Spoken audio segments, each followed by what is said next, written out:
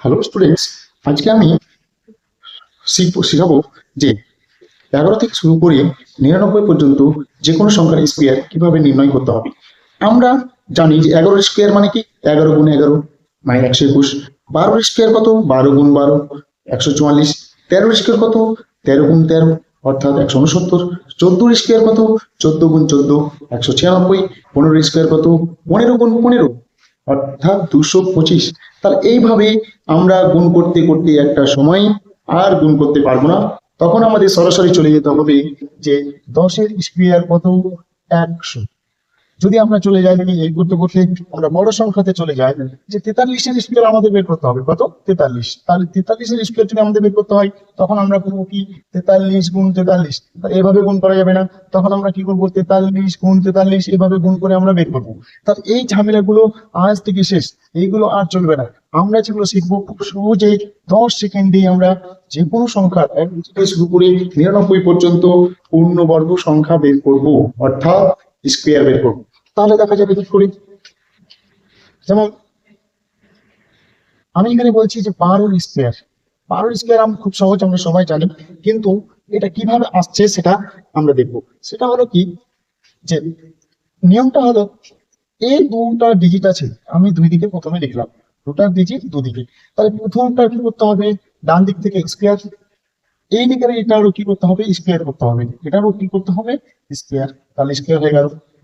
এখন মিডিলে দুটো সংখ্যাকে কি করবো, গুণ করবো। তার 1 গুণ 2, আর এক্সট্রা একে 2 দিয়ে গুণ করব, বা এটাকে গুণ করার পর এটাকে ডবল করবো, অর্থাৎ দ্বিগুণ করবো। তাহলে দেখা যাক, তাহলে কি হলো, 2-এর স্কোয়ার কত, 4। এবার 2-এর কে 2 অর্থাৎ 2-এর কে 2 এই সংখ্যা দুটিকে আমরা গুণ করবো। তাহলে 2-এর কে 2, এবার এটা 2 এর গুণ করছি এক্সট্রা, তাহলে দুটো গুণ কত, 4। তারপরে 1-এর স্কোয়ার কত, 1।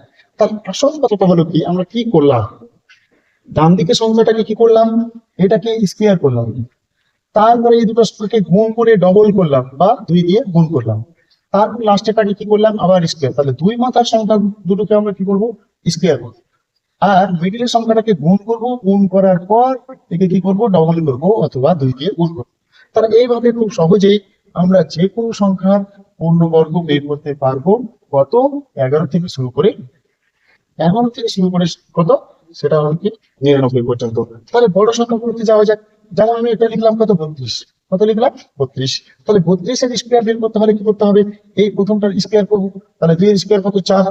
তারপরে এই দুটো যদি গুণ করবো, 3 দুগুণা কত, 6। 6 ডাবল কত, 12। 12 কত, 2। আবার কত, 3-এর স্কোয়ার। 3-এর কি স্কোয়ার, তাহলে 3 3 9। আর 12 মানে হাতের 1, তাহলে 10। তাহলে হয়ে গেল 1024।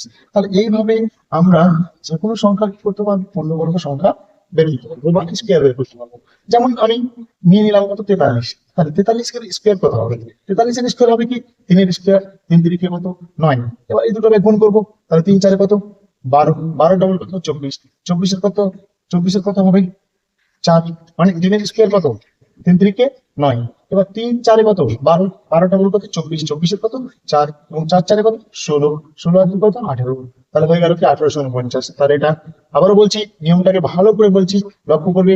প্রথম যে ডান দিকে ডিজিটে থাকবে তার স্কোয়ার, তার 3-এর স্কোয়ার কত, 3 3 কত, 9। এবার এই দুটোকে গুণ করবে, 4 3 12, দুটোকে ডবল করবে বা 2 দিয়ে গুণ করবে। তাহলে কত, 4 3 12, 12 2 কত, 24। 24-এর কত, 4। হাতে থাকলো কত, 2। 4 4 16 আর 2 কত, 18। তাহলে হয়ে গেল কি, আমি এখানে বুঝাচ্ছি বলে সময় লাগছে, কিন্তু এমনিতে আমরা 10 সেকেন্ড এটাকে করে মানে স্কোয়ার করে ফেলতে পারবো। যেমন আমি চলে গেলাম কি 62। এই যে 62, আমরা কি জানি যে 62-এর স্কোয়ার কত, যাদের মুখস্থ আছে, তাহলে মুখস্থ করতে, যারা মুখস্থ করেছে তারাই জানি কি কষ্টটা। কিন্তু 62 গুণ 62 এভাবে আমরা বের করতে পারি। তাহলে এই নিয়মটা একটু লেন্থি হয়ে যাচ্ছে, তাহলে এটা আমরা করবো না। আমরা কি করবো, খুব সহজেই যেন বেরিয়ে যায় সেই বুদ্ধিগুলো লাগাবো। তাহলে কত হবে, 2-এর স্কোয়ার কত, 4। এবার এই দুটোর কি হবে, গুণ হবে। 6 2 কত, 12। 6 কে 2 দিয়ে গুণ করলে আমাদের কত হলো, 12। আবার 12-কে ডবল করবো, তাহলে 24। 24-এর কত, 4। এবার 6 6 কত, 36। আর হাতে 2 দিয়ে কত হলো, 38। তাহলে 844 হয়ে গেল। তার কি পূর্ণবর্গ।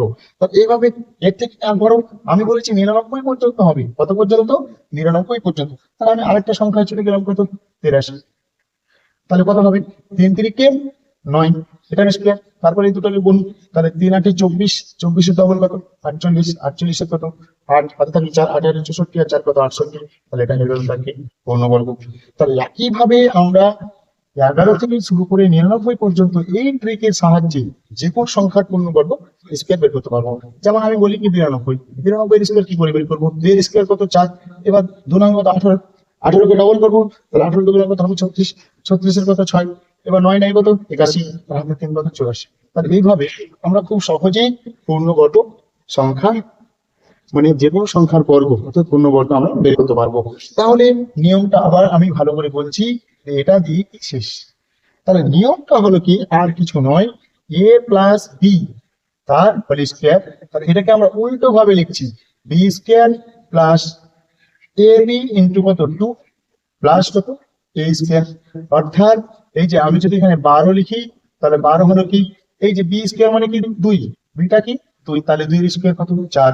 তারপরে কি করছি এবি, এবি মানে কি এটা, এটা যদি এ আর এটা বি হয় তাহলে এটা গুণ, তাহলে এটা এবি, এবি কে কয় দিয়ে গুণ করছি 2 দিয়ে, তাহলে 2 কে 2 আর আবার 2 দিয়ে গুণ করছি, তাহলে কত হলো 4। তারপর এ স্কোয়ার, এ গুণটা এই যে 1, তাহলে 1 এর স্কোয়ার কত 1।